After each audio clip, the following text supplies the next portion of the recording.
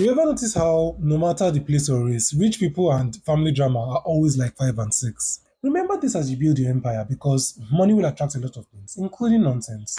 So, after the Emmys, I really wanted to talk about Sirens, but fortunately, I managed to see Blood Sisters around the same time. And even though I realized that they are both very, very, very different, I acknowledge that they address very similar themes, specifically sisterhood and the power of money.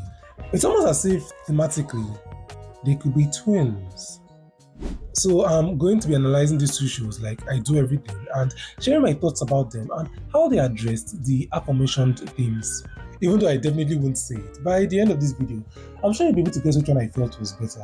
Welcome to my channel. My name is Joseph and I am the film fanatic. Sirens is a 2025 comedy series where Devon travels to meet her sister at her job and grows concern for her well-being after observing the very intimate relationship between her sister and her boss. Blood Sisters is a 2022 thriller series where Sarah and Kemi go on the run after a wealthy socialite groom goes missing from his engagement party. Right from their titles and posters, you can tell that both shows are centered on femininity and intimate female relationships. As a story, Sirens handles this major theme in a very intelligent way.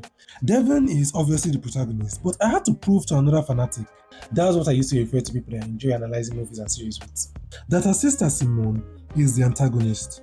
I really love shows like this, like Game of Thrones, that really make you question who is the actual antagonist, who is the problem. Sirens does this and executes it very well. Me, I knew that character was one kind when they told her that your father is sick and she sent a food basket. As what? Sirens ensures that all the characters are rich in their own complexities, especially Devon. Devon's selfless family first mentality, regardless of their attitude, past, and conditions, is very admirable and clearly contrasts with Little Miss. I'm just trying to create a life for myself. You have no idea how hard it has been for me to work and get here. Like it was the Oswald that put herself through school. Blood Sisters also tries to solidify Kemi and Sarah's relationship as the focal point of the whole show from early on. They aren't actual siblings, but the kind of friends that are close enough to tell themselves that they are. We get the sense that before the ordeal of the show, they've already been through thick and thin together. But the show takes the generic and predictable route of having both of them be shared protagonists in a crisis while fighting off the antagonistic forces of Sarah's in-law and the law. I personally find it funny how this show really believed you could have made these two characters look sympathetic. You pointed the gun at the man and shot it. What did you think was going to happen? That is second-degree murder right there. Then just add obstruction of justice and tampering with evidence for trying and failing to hide the body. Blood Sisters is clearly a bigger story, but that isn't always a good thing. The family drama subplot added layers to the show, but made it far less about the Blood Sisters. The subplot wasn't worked to support Kemi and Sarah's story. It could honestly be a whole show on its own.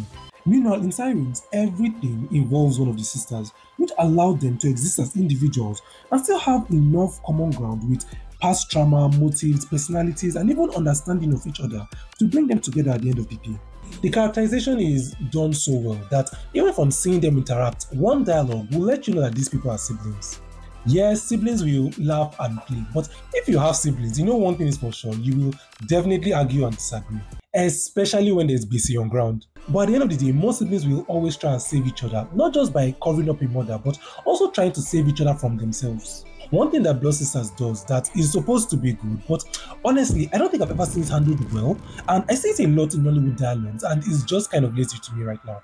And that is trying to use pidgin as an indication of intimacy or closeness. Because whenever they want to keep it real with someone, the most convenient way is to have their dialogue switch back and forth between proper and pidgin English. Kemi and Sarah's dialogue do this a lot, and no other conversation in this entire show does this. It's almost as if they're trying to tell us that this is the only genuine and healthy relationship in the show. Because the only other people that come close to doing something like this are the bride's parents. But this shouldn't be the case. I am very close to my siblings, but I don't speak pidgin with them. This is the real deal. When writing characters, everything we see or hear about them is characterization, especially how they speak. This is something I noticed very well in anime during the process of changing from sub to dub. As a Nigerian, hearing a person speak pidgin and the type of pidgin tells me three major things amongst others, and that is where they are from, their level of exposure, and their attitude. Because even the most rugged person that wants to be included in high society will try their best to polish their grammar. And when a person changes how they speak for someone, it's supposed to tell you a lot about their relationship. This really affects my investment in the chemistry between Kemi and Sarah. It does not help that they were never fully actualized as individuals before presenting them as a stronger duo than the couple. Kemi's major disagreement with Sarah is because of the domestic abuse, and that is only because it is vital to the story. When the two of them do a few silly things that they should have held each other accountable for throughout the entire show. I will not dwell on how retarded this conversation was, but I just need to point out that it helps a story feel more real and grounded, and the characters feel more relatable when nonsense you notice as a reader or viewer is acknowledged in the story. Please help me to understand this thing. Sarah knows that her husband used to use her and do that creed edit.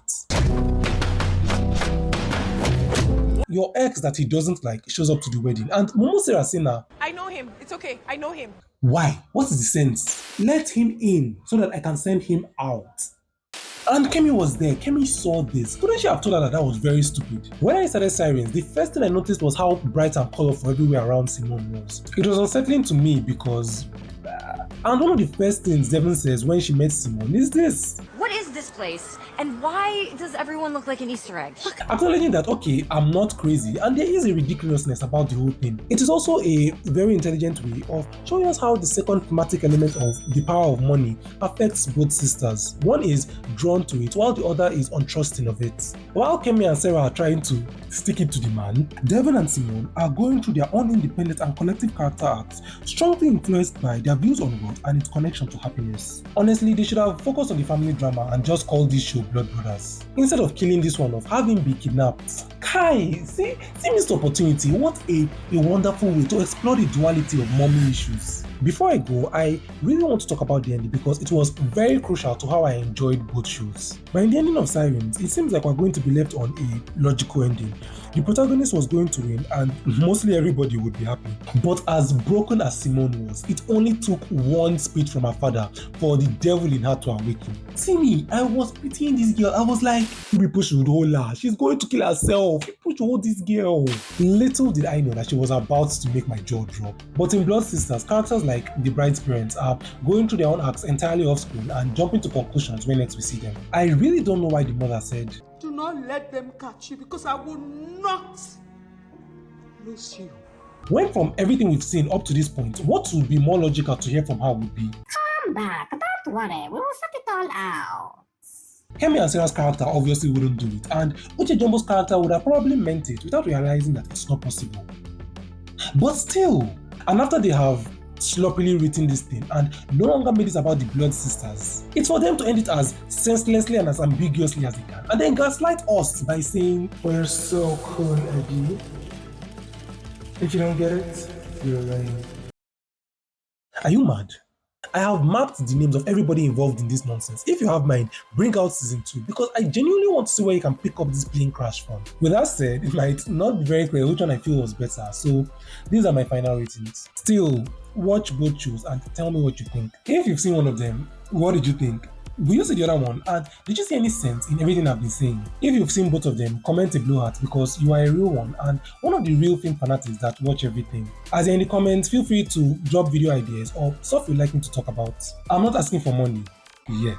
All I'm asking for is your support in growing my channel. Please smash that like button if you enjoy what I do, if you've come this far. I am also a speculative fiction writer with links to some of my best works on Medium in the description box. Check it out and I am looking forward to your feedback. And please show my Medium the same love you show my YouTube by following, clapping and engaging my content. If you are new, please subscribe so you don't miss out on my weekly content. Do not forget to check out the variety of content I have on my channel. Welcome to December and you will definitely see me soon. And as you check out my YouTube, do not forget to vote me into the top 37 finalists for Misters of Nigeria 2026. The link is in the description box and my page on Instagram. Please feel free to vote as many times as you want because every vote counts and brings me closer to actualizing my dream.